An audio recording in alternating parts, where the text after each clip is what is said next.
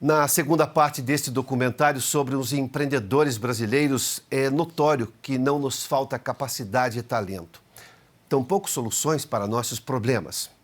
Se de um lado o setor privado insiste e resiste, fazendo o país avançar, de outro, as políticas públicas, sobretudo as federais do atual governo, adicionam insegurança jurídica e imprevisibilidade econômica. E, de novo, cabe aos empreendedores fazerem o Brasil acontecer.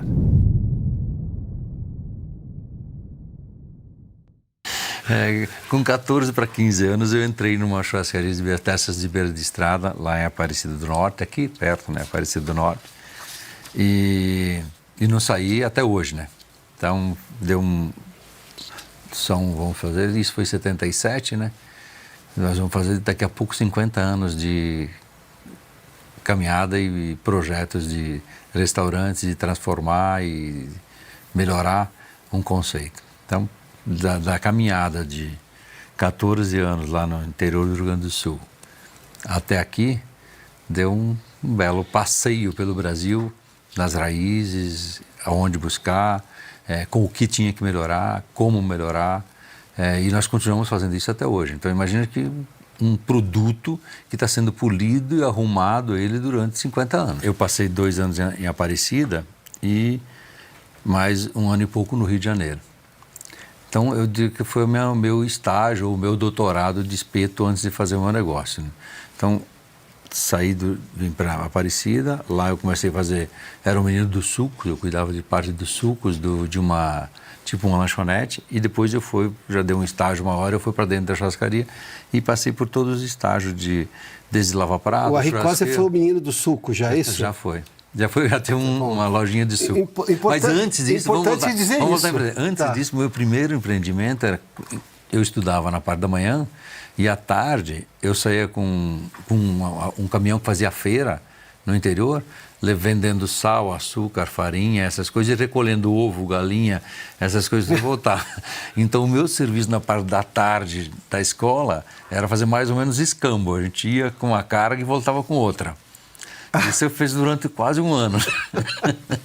Bom, a arte da negociação começou aí, então. De 13, 14 anos, era muito divertido isso fazer. Sim, claro. Pulava na boleta do caminhão e ficava a tarde inteira fazendo isso junto com o pessoal. Então, esse foi o primeiro approach com como é que negocia e como é que implanta e vê as coisas. Depois daí que veio a churrascaria. Aí começou na beira da estrada, aí passei por todo o processo. E aí, depois de 1 ano e pouco, fui para o Rio de Janeiro. Lá no Rio de Janeiro, já era um estágio melhor, porque na época, o que tinha de melhor de churrascarias era o Rio de Janeiro. Era um centro de turismo muito grande e as coisas aconteciam no Rio de Janeiro. Naquela época, nos anos 70, o Rio de Janeiro era muito forte. São Paulo parecia que era mais fraco nessa área de gastronomia e entretenimento.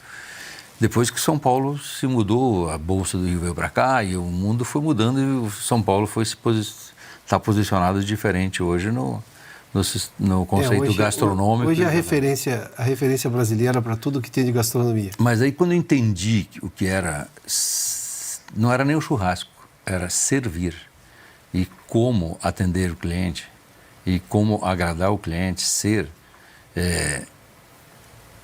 agradável com ele e fazer com que as horas que ele passasse no restaurante fosse uma experiência boa para ele, aí foi um passo de mágica, né? Porque para montar o meu negócio e levar as novidades para dentro e para mostrar para ele o que nós tínhamos de melhor.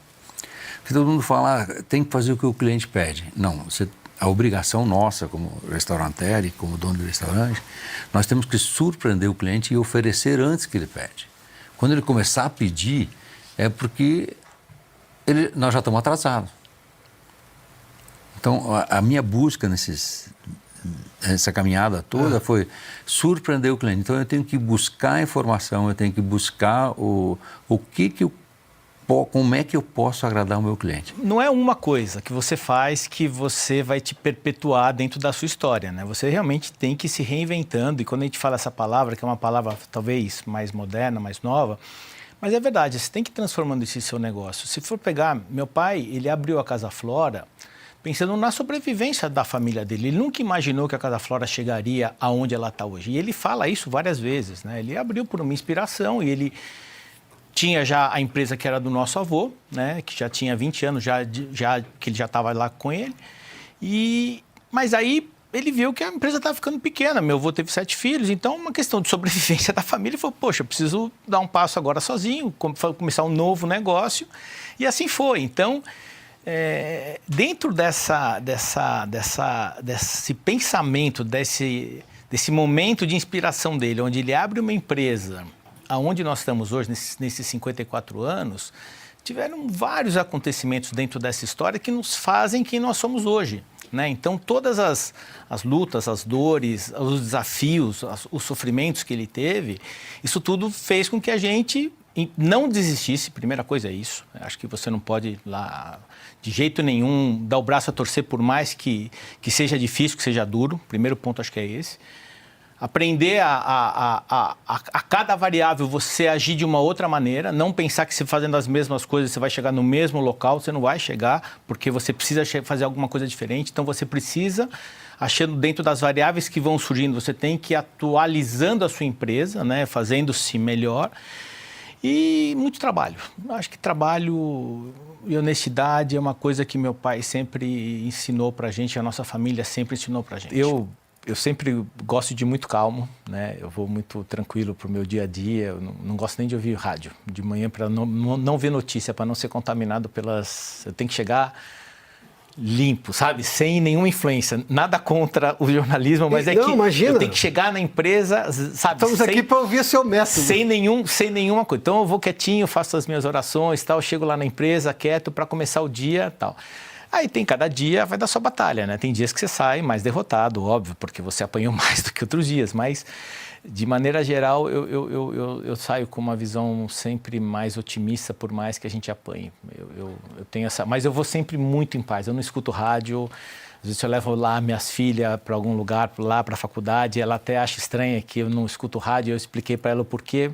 É minha forma de chegar mais zen, sabe? Mais tranquilo para enfrentar o dia a dia. Então, Piotr, eu falo que foi, acho que o segundo grande desafio da minha vida. O primeiro, eu brinco, né, que foi sair um pouquinho do forno a lenha, que eu achei que eu nunca fosse sair em 2014. A gente vai falar de forno a lenha logo, tá? Mas vamos contar desse. Fique à vontade. Eu falei, eu tinha uma rede com 26 lojas até 2019, com sócios, meus irmãos, né, eles todos têm lojas. Em São Paulo, a maioria das lojas são nossas. Interior próximo também. Macapá, por exemplo, e Belém são amigos que têm outras empresas, são sócios do projeto lá das pizzarias. E aí, em 2019, eu falei, não, eu preciso me tornar franqueador, agora eu quero crescer e eu preciso estruturar as minhas relações e transformar realmente numa empresa, porque era uma empresa, mas eu fui crescendo da forma que deu, né? Montava uma com um, outra com outra, como qualquer empreendedor. Vai dar tudo certo, Deus ajuda, não precisa de contrato, nada, aquelas questões que você deve ter escutado. Sim. E falei, não, a gente precisa organizar, né? E foi aí que veio, e aí nós fomos para a feira de franquia em 2019. As primeiras franquias iam abrir quando? Nós tínhamos 12 lojas para abrir no primeiro semestre de 2020. Eu tinha a loja Conceito, que eu tinha sonhado. As primeiras lojas, a loja Conceito de Indaiatuba, que eu criei para ser o centro de treinamento, ia abrir dia 26 de março de 2020. Você deve lembrar. 26 de março de 2020. Tipo 20 de março, 26 de março. Então, e nós tínhamos todas essas lojas, tinha acabado de montar a estrutura. Eu falei, meu Deus, e agora? O que eu faço? Tinha convenção, inauguração do centro de treinamento e mais 11 lojas fora essa. Falei, e agora? Saí, quebrei, a gente não sabia o que ia acontecer. Aí falei, não vai adiantar chorar, vamos trabalhar, né? Falei, deixa essa minha loja por último, vamos abrir todo mundo. Nós somos lojas delivery. Teve um lado muito ruim da pandemia, o lado de saúde, o lado, enfim, foi horrível, né? Claro. Mas como negócio a gente não pode reclamar, né? Porque nós mais que dobramos, triplicamos de tamanho nesse momento. Nós já iríamos crescer, nós já éramos especialistas em delivery. Então, para nós foi bom, porque assim, por mais que todo mundo veio para o delivery. Os restaurantes não tinham outra opção, restaurante de shopping, restaurante que não fazia delivery. Mas quem já era especialista, você surfou uma onda maior, a gente surfou uma onda como a do iFood, por exemplo. Né? Então, A gente não pode reclamar desse momento. Por sorte, nós ficamos muito pouco parado, né? Não fechamos nem um dia as lojas. Teve problema, todos os nossos funcionários ficaram. Então foi aquela confusão, mas acabou dando certo. Para chegar produto era o nosso maior desafio. Chegou um momento e falou, cara, a gente não está preocupado com o preço. A nossa preocupação é realmente abastecer as lojas. Chegamos no fornecedor de embalagem, que é um parceiro, falei, irmão, tá tudo certo. Aí nós criamos não sei nem se dá para falar, mas ele falou, você me ajuda numa estratégia? Eu não tenho como produzir, meus funcionários também estão com Covid. E caixa de pizza, você faz 1 a 1, é tudo personalizado, cada loja tem a sua. Claro. E aí nós criamos junto, né, foi uma ideia dele, mas que eu participei, é nossa, de criar uma caixa padrão com mensagens bonitas, de fica em casa, vai passar. Então foi uma estratégia olhando para a caixa, que era o maior desafio. Caixa não tem em todo lugar como tem a mussarela. Pode não ser da sua marca, ou a calabresa, ou o requeijão. Mas você dava um jeito, ia no mercado, no atacadista, e a galera se virou, né? Estava vendendo, a nossa missão era entregar, não era tinha que entregar. E aí criamos essa ideia e foi um sucesso, assim, nós tivemos quase 5 ou 6 mil menções sobre a mensagem da caixa, e aí depois você viu, vai passar, ou fica em casa, ou vai passar, aí, enfim, depois a gente... Uma mensagem de otimismo durante um período de exceção da espécie humana que foi a pandemia. Exatamente. Foi uma das estratégias olhando. Isso impactou o consumidor, né? Para nossa marca foi fantástica. E não tinha nem a nossa marca na caixa. Porque o que foi a ideia do nosso fornecedor, nós? Nós éramos o maior cliente dele, como o maior cliente. Falei, cara, se você me ajudar a bancar, todo mundo vai aceitar, ou a gente vai mostrar. Porque ele não tinha como produzir. Então, assim, a gente bancou assim para o mercado. Gente, nós vamos precisar ter uma caixa padrão. Todo mundo vai ter a mesma caixa. Todo mundo vai ter a mesma mensagem. Nós vínhamos do mercado de gelato e era aquela sorveteria artesanal. Para ir para uma escala industrial, a grande dificuldade foi isso, abrir mão da escala artesanal, que era feito na própria loja, e fazia as polpas de fruta na própria loja, derretia o chocolate, então era muito artesanal. De repente, em 2010, formatamos a franquia. A família, nós já tínhamos 80 lojas, só que cada um... Próprias, todas próprias. Era tudo próprio, só que cada família tinha um cunhado que tinha 5, outro tinha 8, 10, 3, um irmão, um sobrinho, então toda a família, nós tínhamos 80 lojas. E, de repente, formatamos a franquia. E para ir para uma escala de franquia, tivemos que abrir mão de muitos princípios nossos, que era aquele artesanal. Aí desenvolvemos junto com um grande player do mercado nosso, e começamos. Fomos diversas vezes na Itália para desenvolver fornecedores de bases italianas. E assim, de acordo que fomos abrindo loja, nós temos uma média de abertura aí de 15 lojas mês, né? Então é 15 lojas por mês. Isso, é a média. Esse ano já abrimos 150 lojas, ainda tem mais algumas. Devemos fechar o ano com 160 lojas novas em um ano. Então é um crescimento frenético. E para isso eu tenho que ter bons fornecedores, que ele consiga ter escala de produção escalonável, porque senão não... Eu ia lhe fazer a pergunta sobre logística. Primeiramente, é entregar o mesmo produto com a mesma qualidade num país de tamanho continental e que tem problemas de infraestrutura de distribuição. Estou falando de estrada de ferro, voos que não tem para certos lugares, ou seja, eu não sei exatamente como é que você consegue, qual é a sua matriz transportadora, mas eu tenho dificuldades em todas elas no país. Sim, a situação é muito melhor do que era nos anos 70, ainda bem, mas convenhamos que ainda está muito longe se eu comparar o tamanho do Brasil com, por exemplo, países como os Estados Unidos, que são razoavelmente comparáveis conosco. Eu tenho ainda um problema de logística. Falando só da logística, você tem vários centros de fabricação do seu sorvete ou você concentra em algum lugar só? Eu tenho uma grande indústria fornecedora no estado de Goiás, que ela é a base do sorvete, é a bebida láctea. Essa base é o sorvete que já vai num bag longa-vida, que o franqueado só abre o bag, coloca na máquina e já extrai o sorvete. Já vai saborizado, já vai pronto. Então, com isso, nós conseguimos ter a mesma base para todos os estados. E todos os sabores nós usamos para todo o Brasil, não tem cardápio regionalizado, é um cardápio só para o Brasil inteiro. Então, a minha cadeia de fornecimento é para todas as lojas. Então, o mesmo sorvete que se faz aqui, se faz em Manaus, em Roraima, faz no Rio Grande do Sul e em todos os estados do Brasil.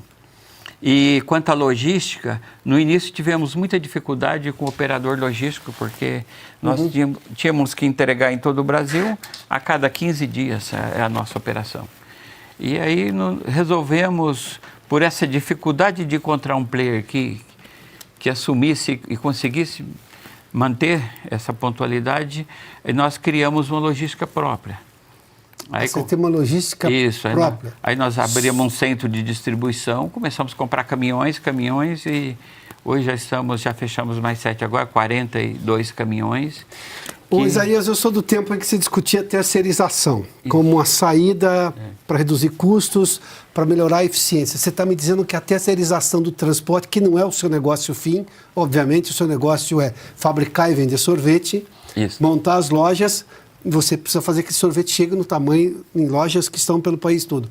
A terceirização não funcionou para vocês? Não funcionou. Você não tinha um fornecedor de logística? Eu não tinha um fornecedor de logística.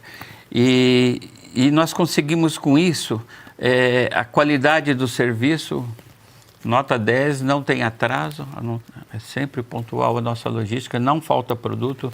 No início tínhamos essa dificuldade, o caminhão não chegou, o caminhão atrasou, aconteceu isso ou aquilo.